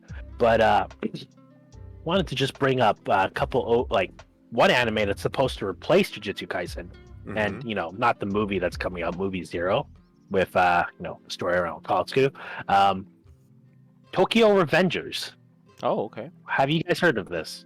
I No. have not. we were looking at this yesterday, but I don't really know what it's about. So, it's about this guy who loses his girlfriend to gang violence, and as a result, he just becomes like this vigilante almost in Tokyo. At some point in time, he's just fighting with a group of people, and I don't really know the full story, but it's been getting a lot of attention, and it's got a lot of budget to it. I don't know if it'll be good though. So far, I'm kind of digging it overall, like the way you summarized, or give a synopsis about that. I'm like, okay. I mean, if the actions prove this point, that if they given the budget that they give out on, and you know what, let's give it a shot. Yeah, why not, right? Okay, I don't know if anyone else has been talking about this. Nobody else has mentioned this one. I've got a very soft spot specifically for niche sports anime, right? And so I know, Kevin, I also would recommend Skate if you're into that kind of sports anime. It's a bit dramatic, but it's good. But I'm looking at Shakunetsu Kabaddi as an anime. Hell yeah. Yeah, it's not a sport I've ever heard of from anywhere. It apparently originates somewhere in India. I tried reading up on the rules, and I'll be honest, I'm still confused, right? Is it the cricket anime? It's a sports anime. It's a sports anime. No. Is it the cricket anime? Like they're doing? No. It's like a ball, and you have to defend it and get it to the other side. We watched actual game, like professional games, and we couldn't follow it. We had no clue what the fuck was going on. But I am very excited for it. I mean, just like I said, sports anime's got a very special place in my heart. And I'll be honest, this is a hot take. I know everyone seems to be trashing on Boku no Hero, but it's my most anticipated watch, and I was counting down the days on it as well. I know a lot of people will say, it's very trash shonen, very linear. You understand what's coming, but I think that's what the charm for me is that I know what I'm going to get in every season, as well as it just keeps on giving for me in terms of the character development. I seem to be the only person who is a diehard Bakugo fan. I don't find him annoying at all. I find his character to make a lot of sense, and he's probably the carry for the show. Reggie? My girlfriend would love you for that because her favorite character is Bakugo for that reason too. That's it. He makes so much sense as a character. You look at his backstory between him and Deku, and you can kind of see where his psychological issues really stem from and where they begin and where they evolve to the day of. and he's just such a great character, honestly. I mean, Yeah, but- quote unquote annoying characters, they're meant to be annoying. They're meant to annoy the audience, right? But here's the thing, though, Or, it's like, or even like frustrate them. well, Hey, it's tailored right now, animes- like for this anime itself, like with My Hero, like obviously we have a different take on it, but given the fact that like this anime, like with My Hero, it's already tailored to a certain audience, which is the the kids, because they all want to feel like the superheroes of the like that Yeah, sort of hold thing. up. Do we So- all think Bakugo's annoying? Does anyone here actually think he's annoying? I mean, I like No? Bakugo. No one hates him. You wouldn't Really? hate that fucking grape kid. Why is he fuck exist? that What great characters? Like I said, annoying. He has no good traits. Get him out of here. No, Mineta, yo, great boy Mineta, You know yo. what's a bad character? Sugar Rush, man. What kind of power is that? Okay. That is the most uninspired quirk in the show. Donkey Kong is a human being. Actually, I'll be honest, Mount Lady is even more uninspired than that. Just get big. Just get big, and like her only real selling point is that she gets big, right? She doesn't use it That's in any more of a special way. fetish, dude. That's a Yeah. fetish thing. I mean, all she is walking sex appeal, right? Yeah, I mean, that's yeah. stupid. So there's some So terrible dumb. characters in Boku no Hero, is what I'm hearing. Pretty much. I actually do also enjoy My Hero Academia. Then again, I'd enjoy Dragon Ball, so don't take it with a grain of salt. I do like predictability in shows too. I like Reggie said, it has its charm, it has its place. I think it's a great fit. It's a great fit for a show like My Hero, and I am looking forward to the fifth season personally. And the movie coming out too as well. I believe it was The movie actually July, I believe? has interesting elements to it. Yeah. They actually frame Deku as a mass murderer, which is cool. They kill people. Finally, that's all we People needed. have died. That's the one for once. We've seen like fucking four I mean- seasons. Not I a mean- single person's really died. Have we forgotten about Night Eye? Yeah, Night Eyes died. Yeah, that's Night one Eye- guy. That is One dead, guy dude. died. But I mean, he was a hell of a guy, though. I mean, All Might is essentially like dead on the Effectively battlefield. dead. Technically, It's yeah. effectively dead, Yeah. yeah. So like, But he's dead, dead. it does have really good character development though, like, and I want to see more Endeavor character development this season. See, I don't have a problem with it. It's just that the show's not hitting like the right notes right now. And maybe I for mean, you what do it's you not, and that's expect? fine. Like- I think it's I think I just need killing. That's for me. Like the anime is like, at least for me, and it's a little selfish, of course, and a little bit. I expect a little bit too much here, but I like killing. I like when shows aren't afraid to kill people. I mean, yeah, we've like, only what do seen you- one person die in Jujutsu. Junpei No. is the only one that Every died. single one of those bodies, That's not true. the people who got lit literally on fire in front of you and died. What about the fucking people who got turned into cursed like Okay, little you fucking- mean like disposable characters. yeah, right? those are disposable characters. Those mean are by disposable nobodies. he just wants people to characters. die, man. There's no stakes, But, like, Boku no Hero is a show targeted to like teen or young teens, right? It's essentially a like young adult show. So, It's I mean, essentially the new age Naruto, right? yeah. Yeah, So yeah. like, what do you expect them? Do you think that they're gonna kill off characters? Like, of course not. Because it's like a show basically for like kids. You know? Naruto killed off the third Hokage. Okay, Yeah, after but- like 100 and something episodes. True. Something you should also consider, shonen literally translates into like young males. So I mean, if you're Yeah, expecting yeah. a different target audience, you're delusional, right? Oh yeah. So, It's I just, mean, you can it's a beg for desire, characters to right? die, but it's just not that kind of show, right? I mean, nobody dies in Dragon Ball either. Everybody Yeah. gets fucking resurrected. No, that's wrong. That's wrong. They technically do die. They just get resurrected. That's Yeah, the that's same. like alright. worse. That's even Except worse. for Cell, There's right? Actually, no stakes. Planets get destroyed and people die, suffer and die. It's just like they get That's- pushed back to life. Well, They do die. like Bardock already died. You already seen that in the movie already. It's true, and yes, the Saiyan race was why, but one of my favorite ongoing jokes in the Team 4-Star Bridge of Dragon Ball is that the third time you die, you get a free Sunday. Because in the third you go back. So often. Yeah, it just happens so often. See, I prefer Boku no Hero's approach because I would much prefer the like illusion of the threat of death than just like straight out mocking it like Dragon Ball does. You know, it's like To be people fair, die, though, they come back, no one actually dies. But Boku no Hero, people just don't get to the point where they would die, yeah. and that I think is more helpful to me because at least it gives illusions like, you know, at least they could die. But like Goku is never gonna die like ever. That's never gonna happen. In all fairness, it does work for the show because it just like the handles are off the rail, you know, like yeah, the show is just so damn it's so whimsical, it's so out of the fucking box. It's just like, what if we just threw just fucking shit at Goku and see what happens, and it works. It always works. Well, I mean, he already had a heart attack too, right? And or if you look at the Future Trunks sort of storyline arc, he already died anyways. That's true. That's so dumb. That's the one thing that kept him down. Like, he could literally have been blown up on a planet. He gets wished back to life. Oh, he had a heart attack? No, that's not on the list. Well, I mean, that's natural causes is a heart attack, right? So you can't bring him back from that is the issue.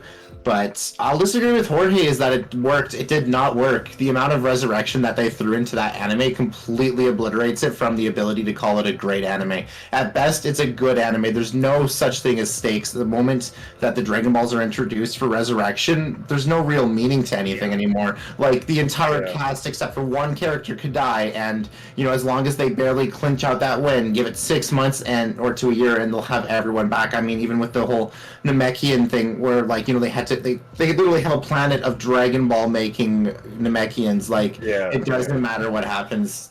Nothing matters here, right? I mean, even the tournament of power.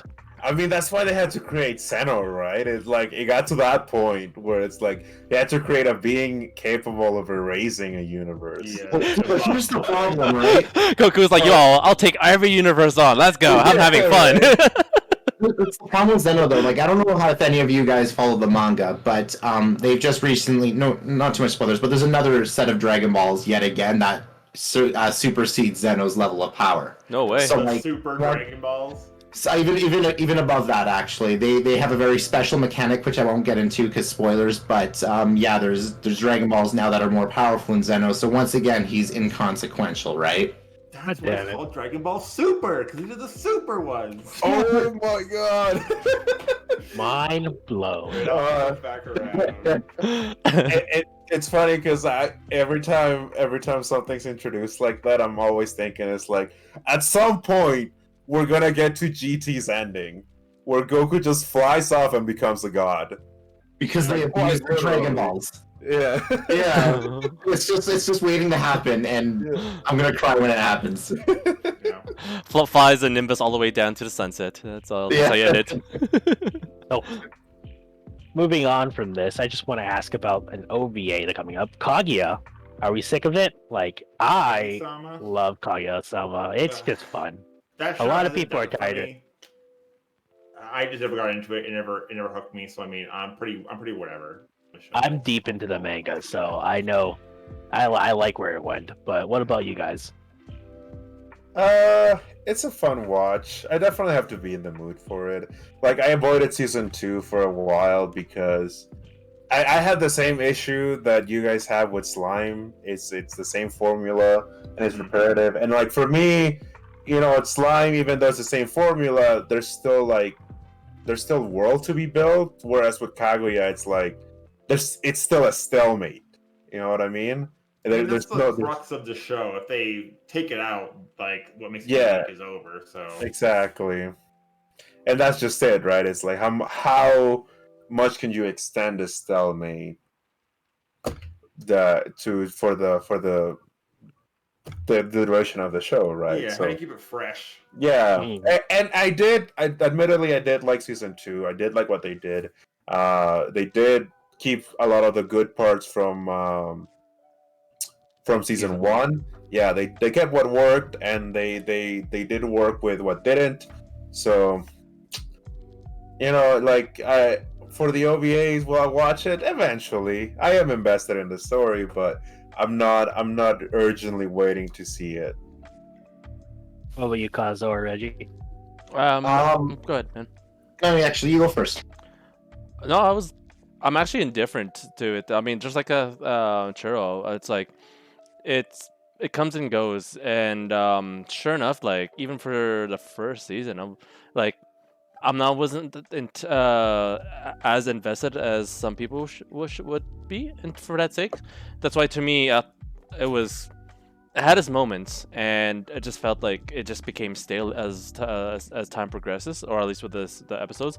But I mean, if they say like how season 2 might prove some promise, then I might give it a shot, or at least something to fill the void when the true like anime comes out, like Demon Slayer, for instance. Just saying. So. Right. I mean, personally, I know I'm not excited for like the majority of this upcoming season, so I will be switching back to the anime of the West and watch some WandaVision, some Captain America, and The Falcon. the Winter Soldier. Oh yeah, Falcon and the Winter Soldier. That's right. So And I will then, be switching back to that for this season, and we'll revisit in the summer. You know. Yeah. Reggie, your last take on that? Yeah, so if we're talking, excuse me, sorry, if we're talking about Kaguya-sama, like, depending on how I choose to look at it, it's either a good anime or it's an awful anime, in my opinion. As a romance anime, it's garbage tier for me, right? It has there's no progression, which is what I mostly crave in like a romance anime. I hate seeing them like kind of like court and fuck around and not confess for like a solid 24 episodes, and it's like, there's no satisfaction there. But if you're watching it as a slice of life where you're just watching them in their day-to-day life, it's a good anime. It's full of hijinks, it's very funny, it's very heartwarming, right? They're the constant trying to one-up battle, but I think overall it really misses the mark of what it should be. And then on the topic of OVAs, I just want to bring up one cool little concept I saw. I don't know if you guys saw this. Eden. And not to be confused with Eden Zero, which is simply Fairy Tail reskinned, by the way. I'm not even fucking kidding. It's literally Fairy Tail. Same fucking character, same fucking look. They literally brought like a mascot back from Fairy Tail and slammed in Eden Zero. That show is trash. If you like Fairy Tail, you have trash taste. I'm sorry. That's just how it is. Eat a dick. Eden is interesting. I'll bring this up because this is actually kind of interesting. It's a sci-fi fantasy set in thousands of years in the future in a city called Eden 3. The entire society only inhabited by robots who former's masters have vanished long ago. And then 2 farming robots actually stumble upon a baby girl from stasis. And essentially it's just like a 4-episode series where these 2 robots raise this girl in a haven, and they're trying to keep it safe outside of Eden, and it's a very interesting concept. What do you guys think about that? It gives, actually, when you mentioned a little bit of it, it gives me like that movie, Disney movie WALL-E, that sort of vibe, where it's like the whole robot. Looks like a lot. It looks very similar. Well, not like exactly as similar like to WALL-E, but like the robots are kind of cutesy looking, to put it. Oh. Kind of sounds like Akudama Drive for a bit, for more or less. Don't you think, Randy? A little bit, just hopefully the OP is better. Oh god, that OP OP. was so bad. The anime was like, it was a decent watch. I'm glad I watched it. I'll never watch it again. But yeah, that opening was bleh. And the animation in that show was pretty insane. It was really good. Yeah, that's true. To get nominated for Crunchyroll Award of the Year for animations for a single fight, that's not an easy thing to achieve. That fight was fantastic. I know what I'm gonna watch when I go to bed now. Yeah, I believe it. Hero. And yeah, I think that brings us to the close of our show here. We got maybe a bit of a weak season coming up, but we'll see how it goes. Sometimes there's anime that surprise us. Sometimes something comes out of the work that was apparently trash. I mean, I've spent a good portion of this last part of the podcast checking out what the fuck Kabaddi is, and I have no idea what's going on in this. I don't even try to understand They're it. fighting. They're they're challenging. I don't know what's going on, but I almost want to watch the anime just to figure out what the heck's going on. So it's like it's basically like it's a sports anime, but it's not like a like traditional sports anime. It's exactly. It's so like a different weird anime. Yeah. It's also a weird sport, not a weird anime. Yeah, definitely a strange sport, but maybe I'll watch the anime just to figure out what the fuck is going on, because they gotta explain it in the anime, right? They can't just throw you in. Right. But I will pass this off to Kazo to close us out here. Oh, one more thing before we go. A little bit over 20 days until the Kimetsu Yaiba movie.